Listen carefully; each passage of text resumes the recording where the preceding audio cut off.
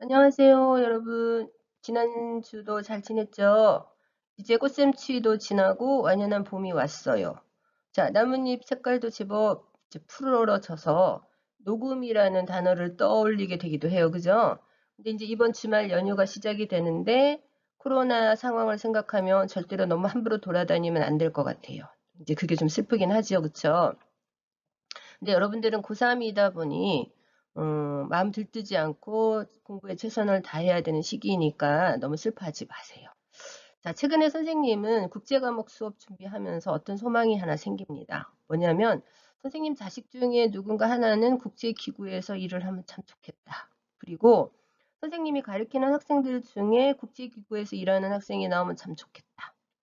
근데 이게 실현될 수 없는 꿈이 아니거든요. 왜냐하면 우리나라의 위상이 지금 점점 높아져 왔고 우리가 또 잘 살게 되면서 국제사회에 내는 분담금의 액수가 커지고 있어요. 자, 그러면 우리나라 사람들을 국제기구의 직원으로 채용할 수 있는 TO가 늘어나는 거거든요. 그래서 알게 모르게 우리 국제기구에서 일하는 한국 직원들이 꽤 많거든요. 자, 그래서 어떤 학생들은 처음부터 국제기구에 가서 일을 해야지라고 목표를 두고 준비하는 학생들도 있어요. 근데 현실적으로 어떤 경우가 더 많냐면 그냥 자기 분야에서 묵묵히 실력을 쌓고 열심히 뭘 하다 보면 자연스럽게 국제기구로 진출할 수 있는 기회가 오는 경우가 많습니다. 자, 하나의 예를 들면은요. 코로나 사태를 진정시키기 위해서 가장 이제 중심적인 역할을 하고 있는 것이 질병관리본부인데요. 거기 이제 본부장이 정은경 씨예요.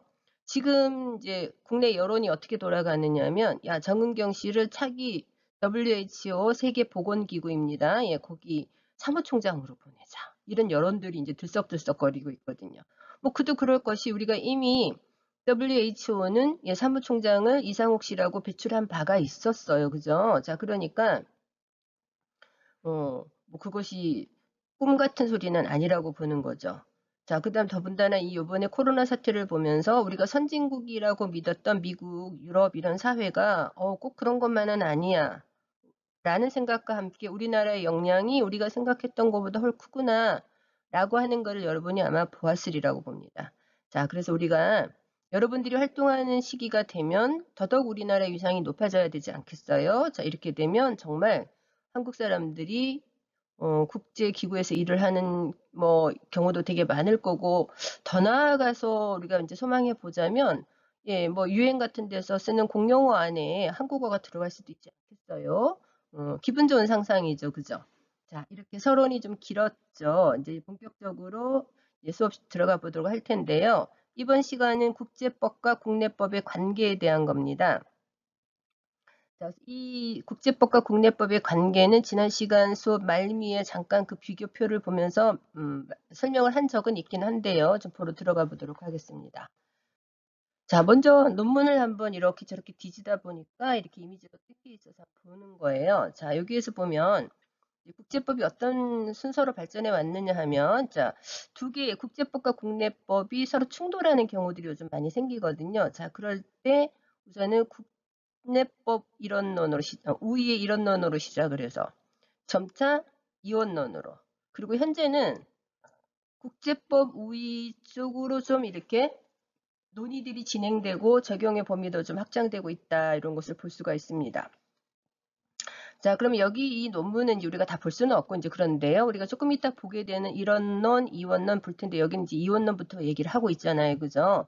자, 먼저 좀 보자면 이원론은 국제법과 국내법은 달라요, 서로. 서로 다른 법질서라는 거죠.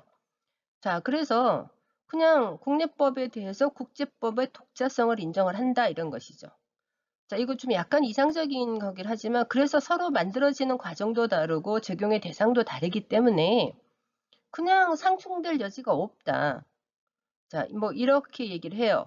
자, 뭐 이런 이론이다 이렇게 보면 되고요. 조금 이따 또 우리가 보게 되는 것이 바로 변형이라고 하는 건데요.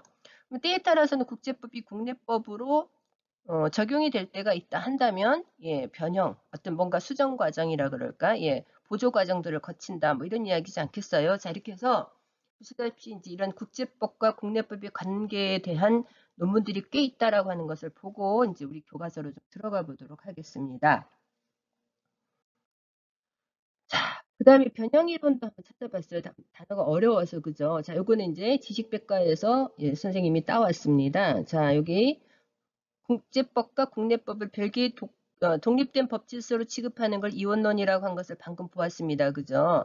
자, 그러면 서로 다른 것들을 이제 다른 한쪽에 적용시키기 위해서는 당연히 어떤 절차가 필요하다라고 하는 거 아니겠어요? 그죠? 자, 그래서 요거를 우리가 국제법이 국내법상의 효력을 갖도록 하기 위해서 변형, 예, 트랜스포메이션이 필요하다라고 하는 이론이다 이런 얘기죠. 그쵸? 자, 우리나라는 별도의 그 변형 과정이 없이 그대로 이제 조약 같은 것들은 국내법으로 동일하게 효력을 발생한다 뭐 이런 것이 있기는 합니다만 다양한 나라에서 예, 이제 변형 같은 것들을 한다 뭐 이런 것들을 이제 좀 보고 여러분들이 혹시 관심이 더 있다면 이런 것들 이제 키워드로 가지고 지식백과를 찾아보시면 예, 알 수 있을 것 같습니다.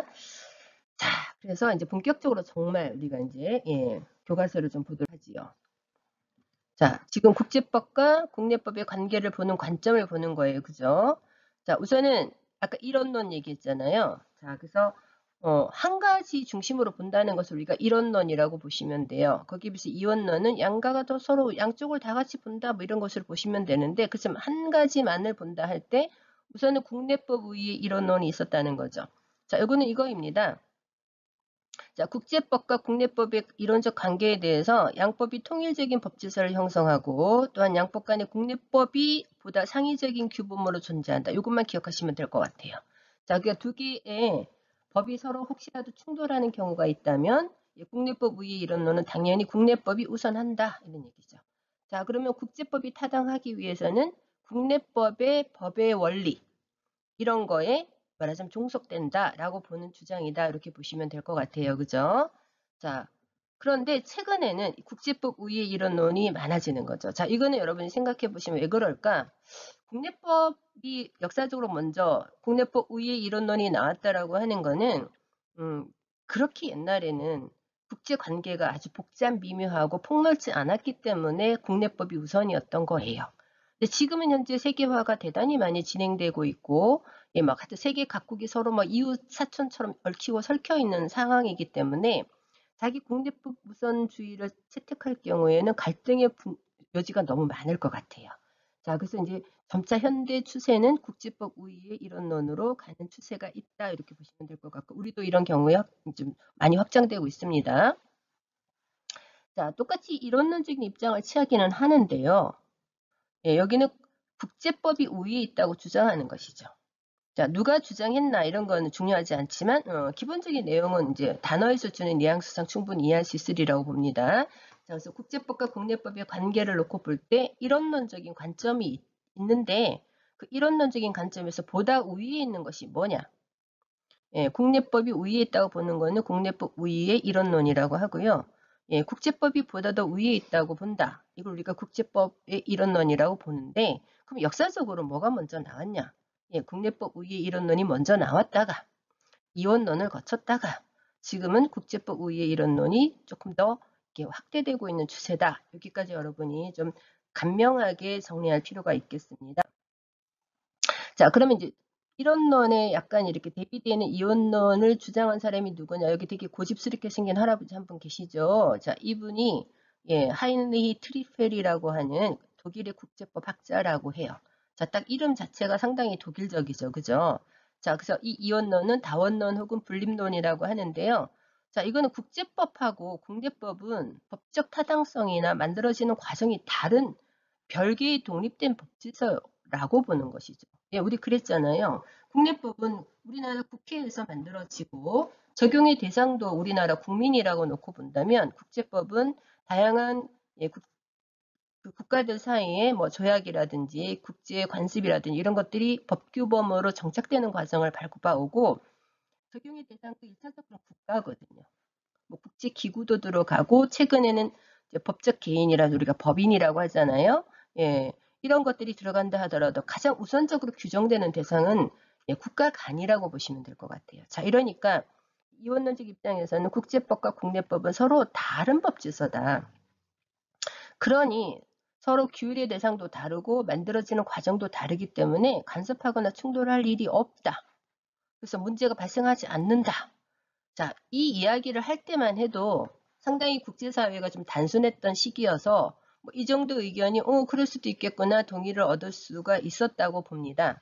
자, 근데 지금 사회는 그렇지 않다는 거 아니겠어요? 그래서 아까 보다시피 지금 현재는 다시 국제법 우위의 이론론이 좀 강화되고 있는 추세다. 이렇게 보시면 될 것 같습니다. 자, 그럼 이제 이 이원론적 입장에서 놓고 본다면 서로 다른 거기 때문에 다른 거를 가져와서 적용하려고 할 때는 뭔가 변형의 과정을 거쳐야 된다. 새로운 어떤 입법 과정이거나 승인의 과정이 필요하다. 이걸 우리가 국제법의 국내법으로의 변형이다. 이렇게 얘기하는 것이죠. 자, 그래서 국제법을 국내에 적용하기 위해서는 다시 입법 과정을 거치는 과정을 말한다. 이렇게 보시면 될 것 같아요. 자, 우선은 우리가 법은 참 어렵고 용어도 되게 평소에 잘 쓰지 않는 용어들 혹은 쓴다 하더라도 법적인 개념은 좀 다른 것들이 많아요. 그죠? 그래서 옛날에 선생님도 법 공부할 때 나의 상식과는 많이 멀어서 나는 법적 마인드가 안 되는 사람이구나 해서 아예 그냥 법은 접었던 기억이 있거든요. 자, 여러분들도 충분히 단어도 어렵고 복잡하리라고 봅니다만 기본 개념을 이해하는 데는 그렇게 어렵지 않으리라고 보니까 잘 따라오시기를 바라겠습니다. 자, 그러면 이제 선생님이 또 이미지를 찾아보니 이런 게 나와요. 자, 근데 여기 변형 이론이 아니고 오타가 난 것 같으죠. 변형 이론이에요. 그죠? 변형 이론.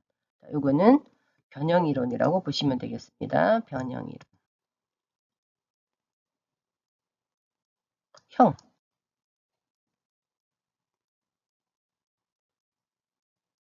아이고, 참, 쓰기 어렵다. 그죠? 자, 변형 이론.